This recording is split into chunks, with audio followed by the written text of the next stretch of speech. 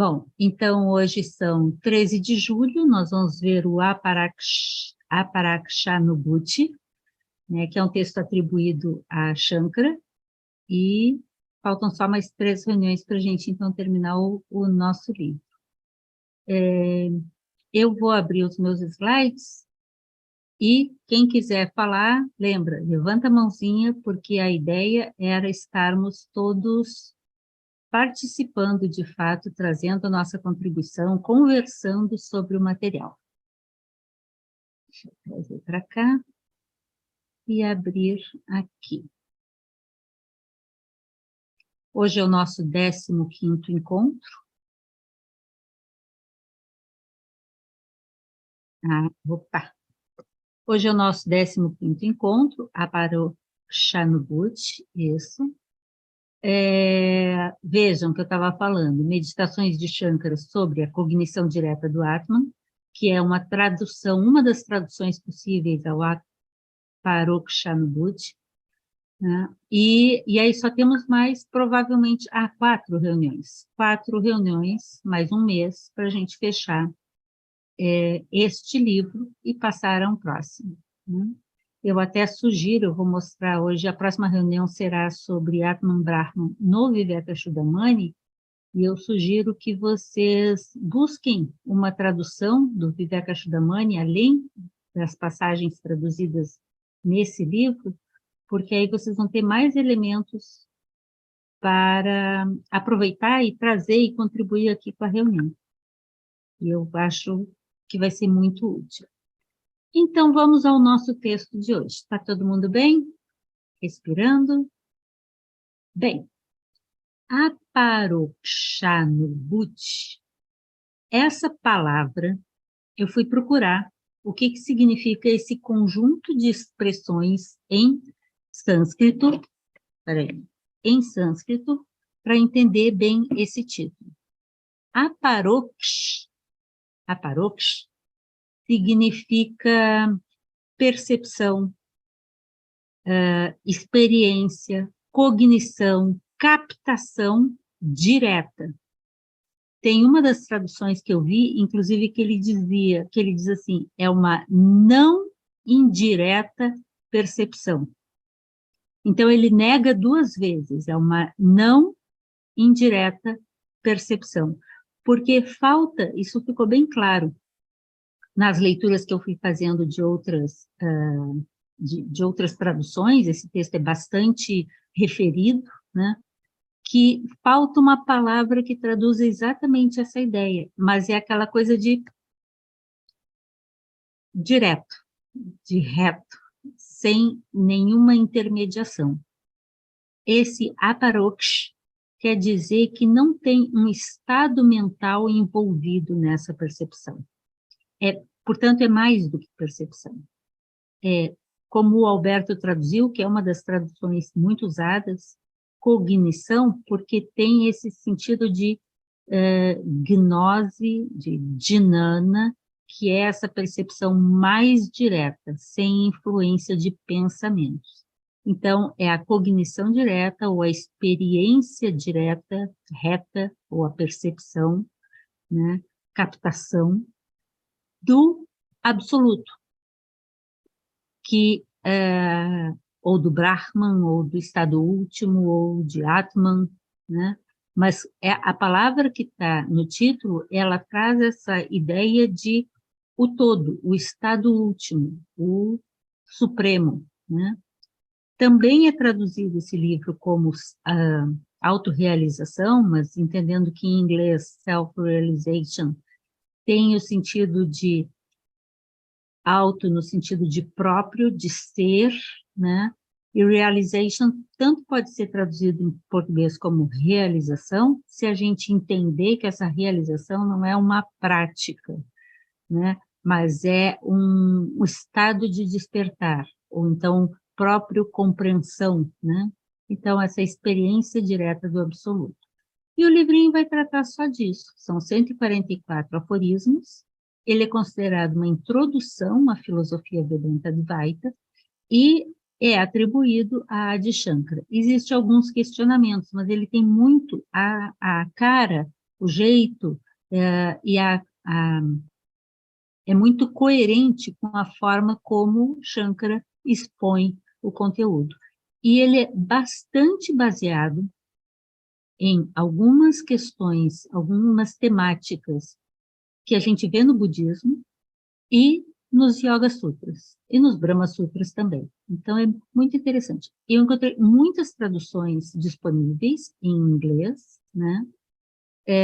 Então, eu coloquei algumas capinhas aqui para dar exemplos, e aqui, ó, nesse site, vedantahub.org, né, tem vários vídeos sobre esse texto de diferentes linhas de Vedanta, né? Então, só botei uma aqui como exemplo, mas lá tem vários. E aqui coloquei 5 capinhas de outras versões em inglês.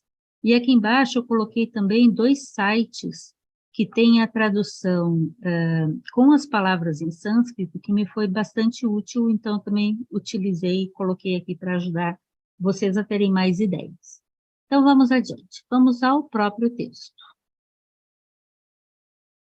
Bom, ele apresenta as qualificações necessárias para se obter a percepção direta do Atman, esse Atman presente na caverna do coração, e a explicação de como chegar ao conhecimento de Brahman, ou essa Jnana Brahman, né? Brahman Jnana, a realidade que é não dual, a realidade última, né? O texto vai enfatizar muitos aspectos essenciais da prática da yoga na Vedanta, né? Enfatizando ser crucial essa compreensão do Atman de Brahman se você quer, de fato, alcançar o estado de realização.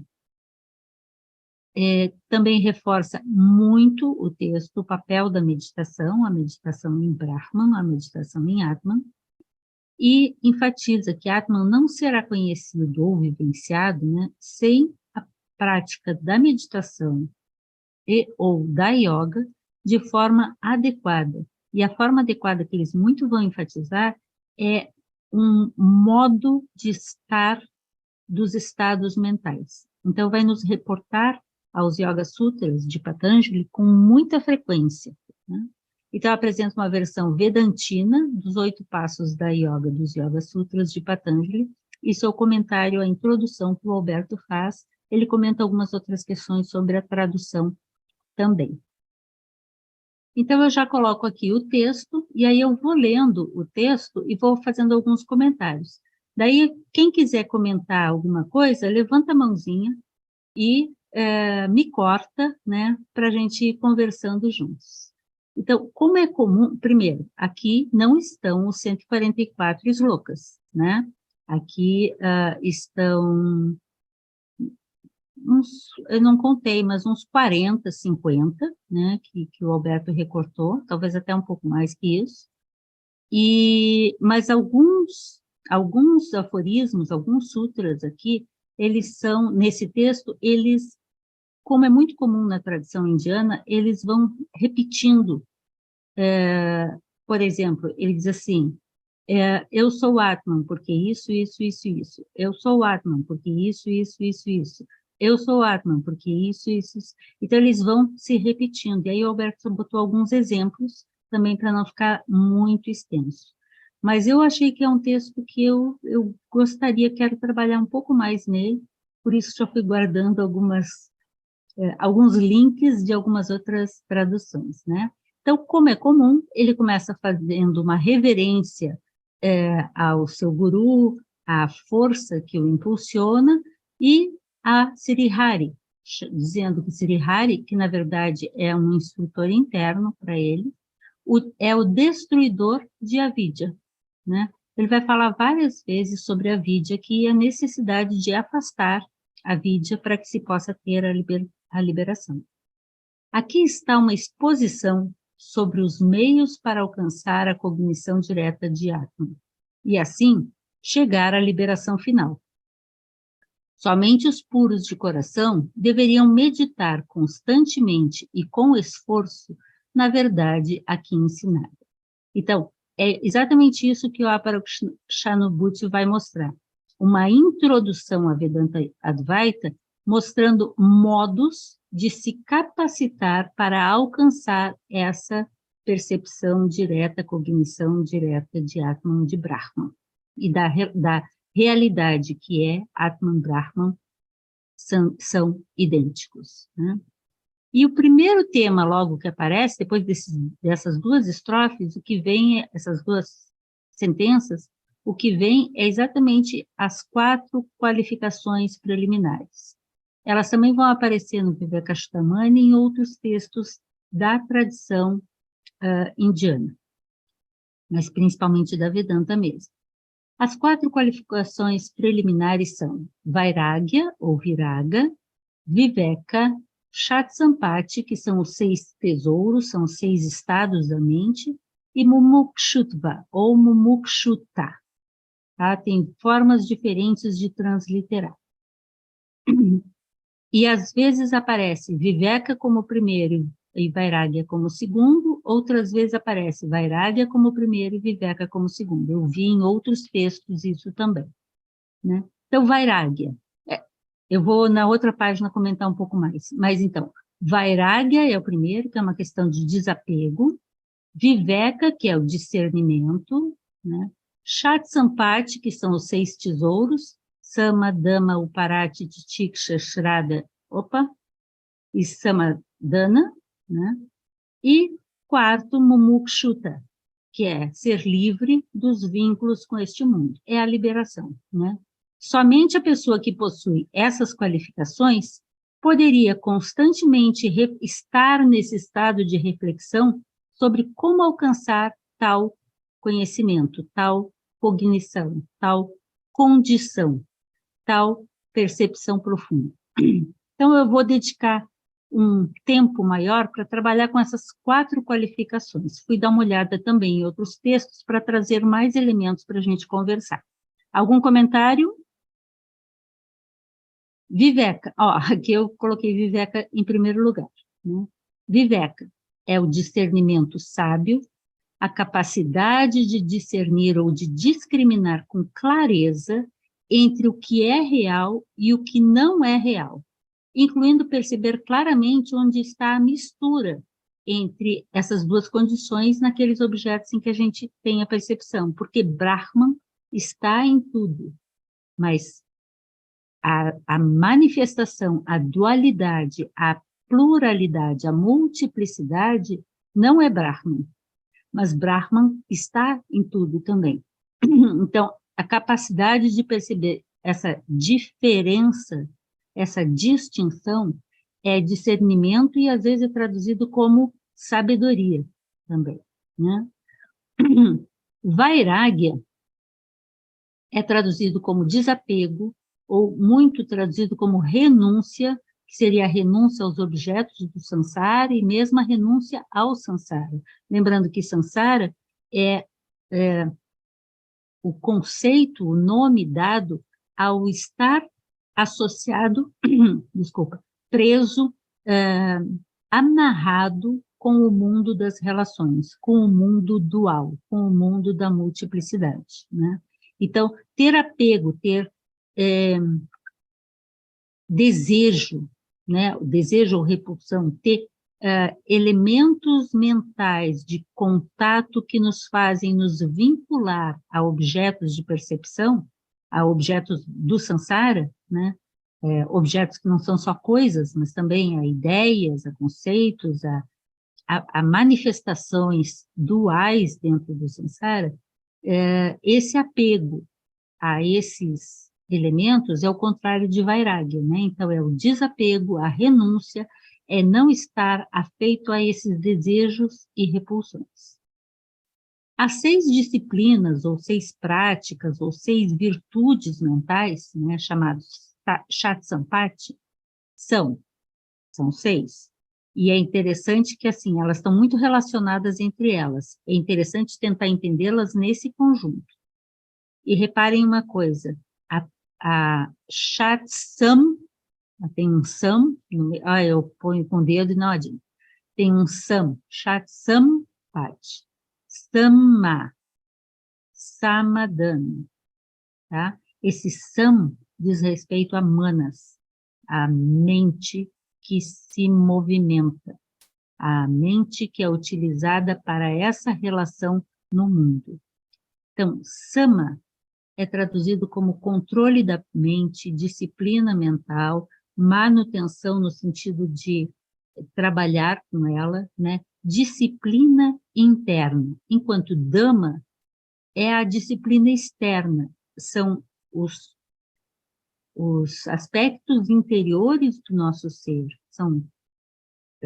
são cuidados, controlados, e essa disciplina é chamada sama, e os aspectos externos do nosso ser, como o corpo e os sentidos que nos colocam em contato com o mundo, por meio dos sentidos a gente tem contato com o mundo, estão relacionados a dama.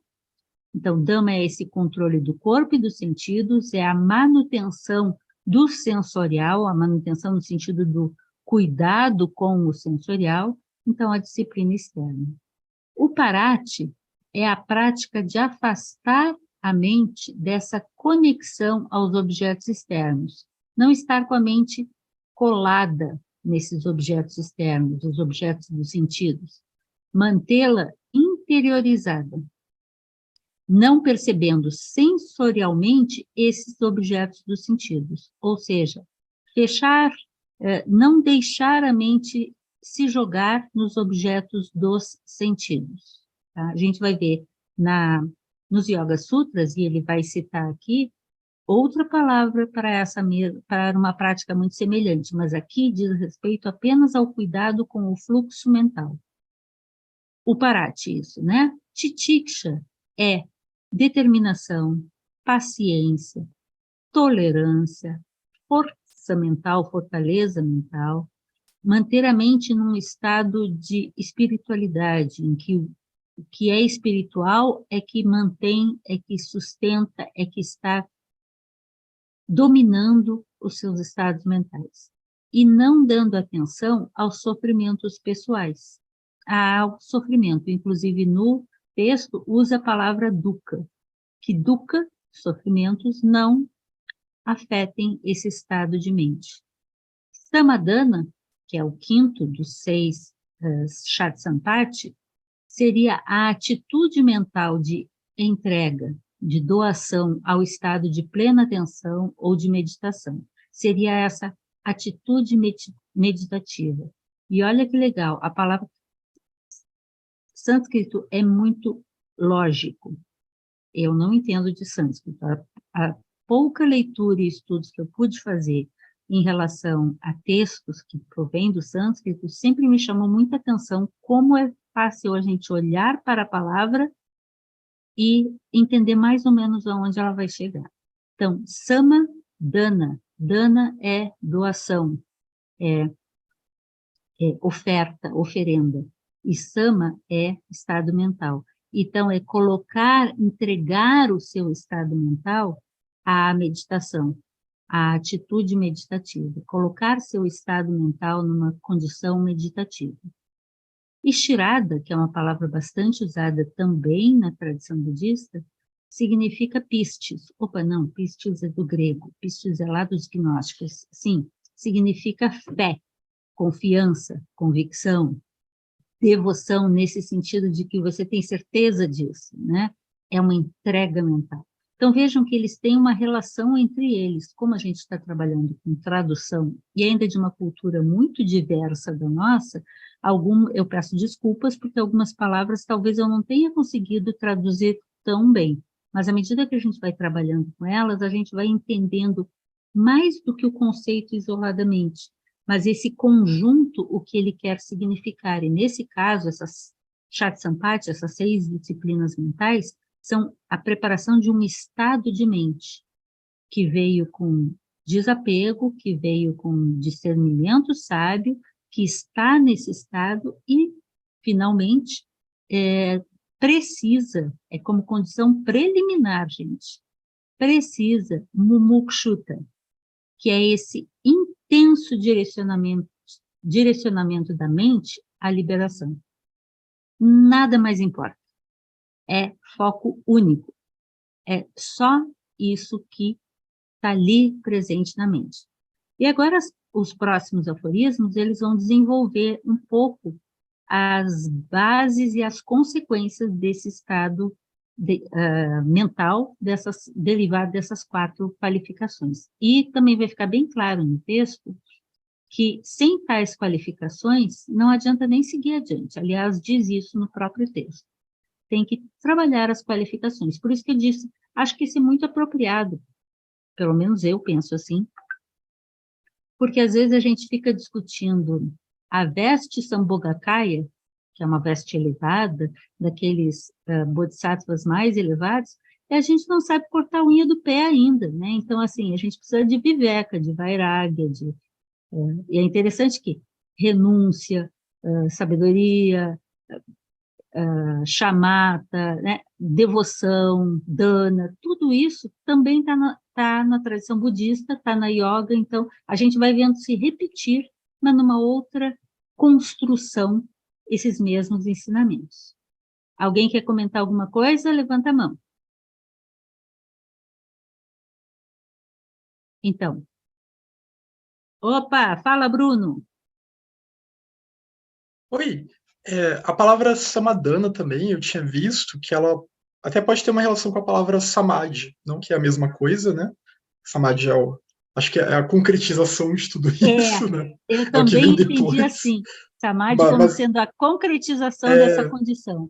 mas esse samadana teria a ver com aquela ideia que tem na palavra samadhi também, de você reunir a energia, como você falou, né? De você doar toda a energia para um foco em Brahman, né? O foco no Atman.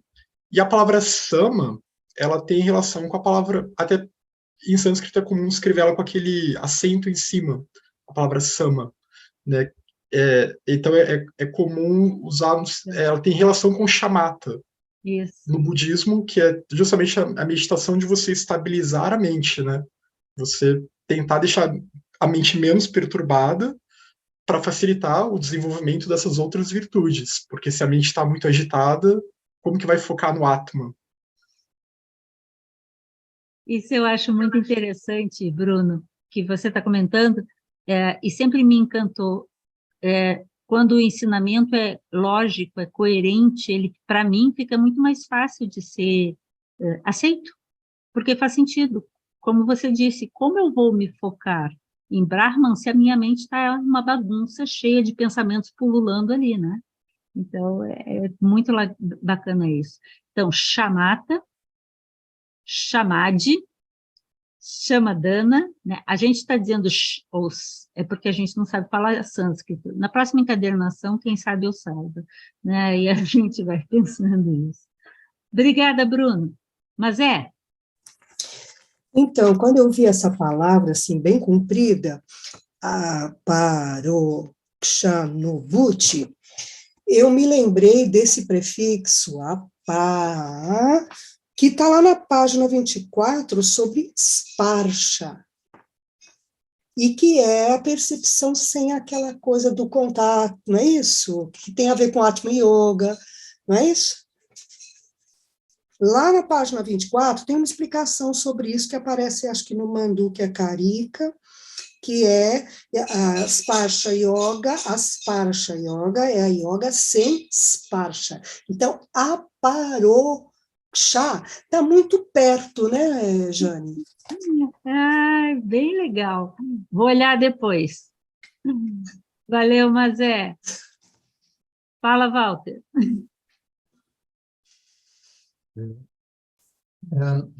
Só uma coisinha, 2 coisas, aliás. Quando diz ali, aqui está uma exposição sobre os meios para alcançar a cognição direta de Atman. Cognição direta de Atman está entre aspas. Entre aspas, porque é o título, Aparokshanubhuti. Certo. Dá a entender que existe uma cognição indireta de Atman. Num raciocínio dual, não? Talvez, e talvez por isso, Walter, que ali, quando eu estava falando sobre o título, que eu fui atrás, exatamente porque eu senti certa dificuldade para a gente não entender nessa forma dual. Você está muito bem chamando a atenção. Eles chamam cognição direta, ou percepção direta, ou experiência direta, ou não indireta experiência, tentando quebrar essa coisa de que alguém tem uma percepção de algo. E andando no texto, à medida que eu fui lendo, ele vai dando essa ideia de você, e eu acho que aqui no Chat-Sampati, nos 6 estados, e Vairagya, Mumukshuta e Viveka também trazem isso, é você tirar a tua mente do caminho, tirar teus pensamentos do caminho, para ter essa percepção daquilo que de fato é, sem pensar sobre. E vocês vão ver que algumas vezes a gente está usando a palavra pensar por falta de um vocábulo melhor para expressar essa ideia, mas é uma tentativa. Assim, seria uma cognição de uma área, né? Essa cognição direta de Atman. Exatamente. No final do texto, inclusive, eles vão dizer que só é possível a parokshanubhuti a quem tem essas condições plenamente desenvolvidas. Seria uma iniciação bastante grande. Só uma outra coisinha bem pontual ali em Sherada. Sherada, a gente encontra também com SH.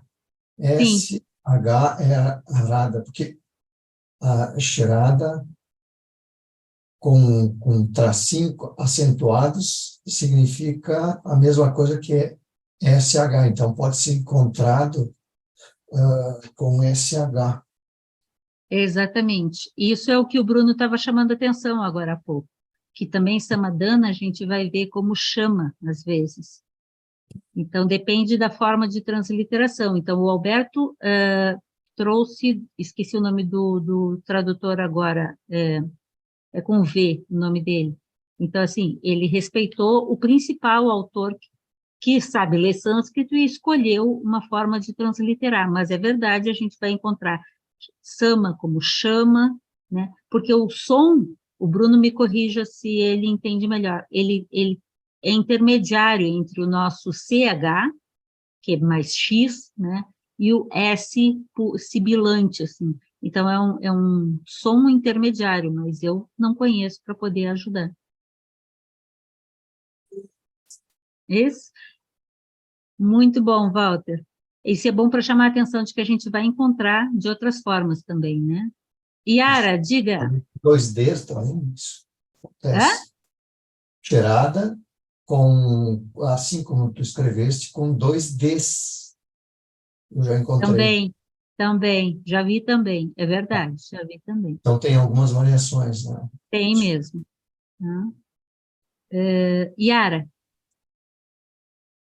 Eu fiquei pensando, depois que o Walter falou isso também durante o texto, se existe uma cognição direta de Atma que é feita, né, que acontece com os grandes áreas, como ele, usando a palavra que o Walter usou, bom, então existe uma cognição indireta, né, ou né, uma não cognição direta, como falou no começo do texto.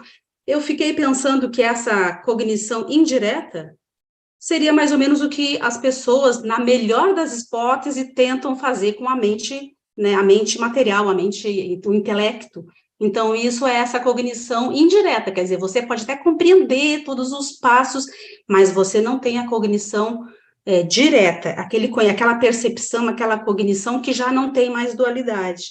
Porque ele fala bem no começo do texto, antes de começar a apresentar todos esses slokas, ele vai falar o seguinte: só os puros de coração que deveriam meditar constantemente com esforço na verdade aqui ensinada. Então, ele já está meio que colocando um pré-requisito, que é o seguinte: primeiro purificação, primeiro várias etapas para depois você tentar seguir esse caminho. Eu achei bem interessante isso que eu queria comentar. Muito bem destacado, Yara, concordo, verdade, verdade. E o texto, apesar de ser aparentemente não muito difícil, ele é fácil nas palavras, né, mas o colocá-lo em prática é a maior exigência, e é o foco da Vedanta Advaita, né? E bacana isso que você diz, trazendo o que o Walter comentou, né? A cognição indireta de Atman talvez seja o que eu estou me esforçando aqui, tentando fazer, usando palavras, verbalizando algo que possa nos aproximar do que seria. Mas saber mesmo, ter o sabor disso, depende de não ter os elementos, os vritis, né, os movimentos dos pensamentos, se interpondo entre aquilo que é e aquilo que é, ou seja, sem dualidade, né? Muito bom.